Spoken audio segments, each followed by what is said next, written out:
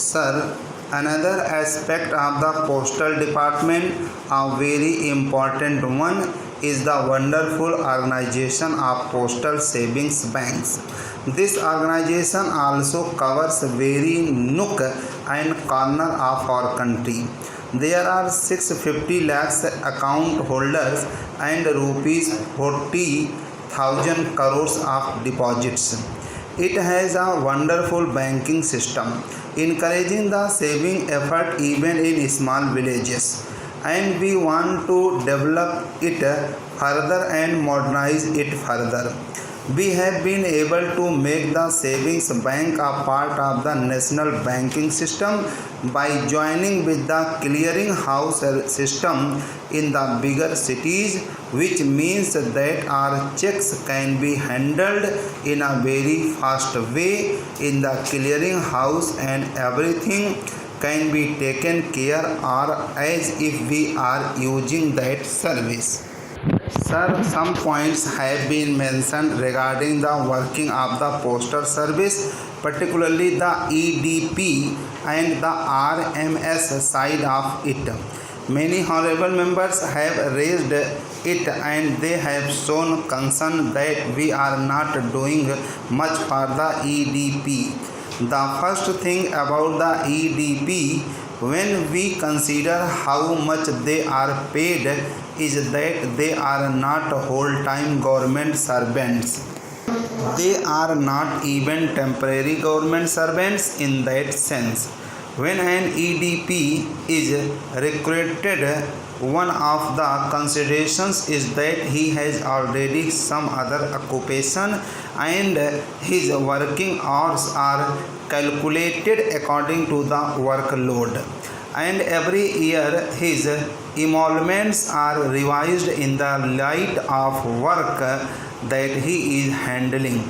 It is in no case more than 5 hours because after that we upgrade the post office and a regular department man gets appointed.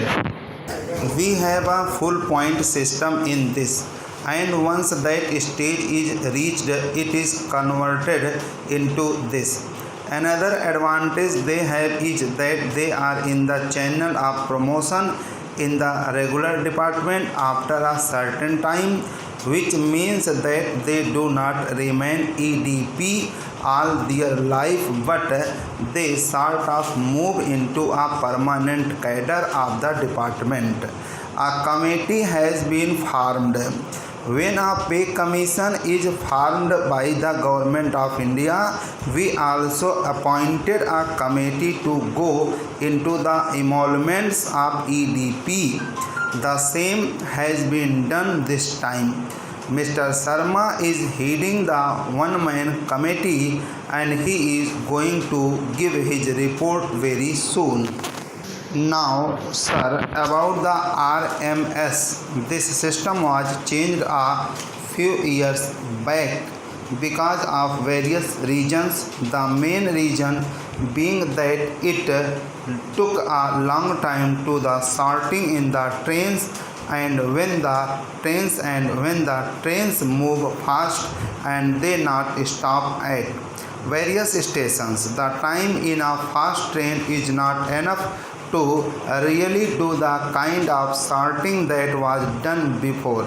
Apart from this, there are other considerations like fast moving mails.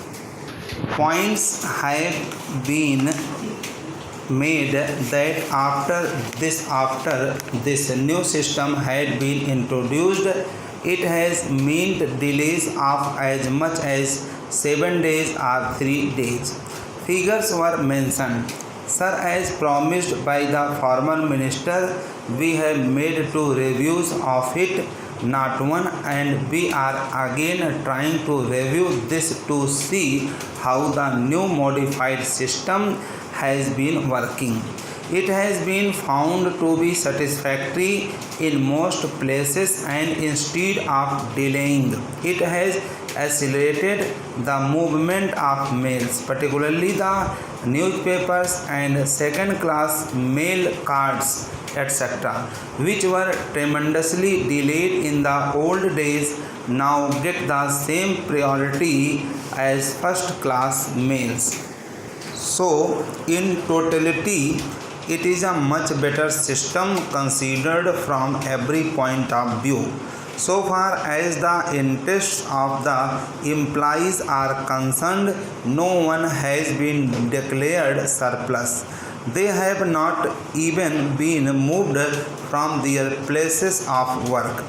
Within the department itself, we are trying to adjust them in sections which are overloaded. We are trying to see that they are disturbed least by this new change. Now I will come to some of the points which will cover other points also which were raised in the House. My friend mentioned about the interception of telephone calls and mail. Section 26 of the Indian Post Offices Act make a similar provision in this respect, which are very much relevant in this context. This matter was referred to the Law Commission and they have made certain recommendations. They say that this need not be abolished, but certain safeguards by way of provision for review etc. should be made. We have accepted this recommendation and we are incorporating an amendment through legislation. Actually, one amendment was introduced but which lapsed with the lapse of the last Lok Sabha. We want to bring it again in accordance with the recommendation of the Law Commission. Therefore, this side would be looked after. I need not say that this is resorted to in extreme cases when really problem of national interest arise. The Law Commission has gone thoroughly into these things and we have accepted this recommendation and implemented all the suggestions.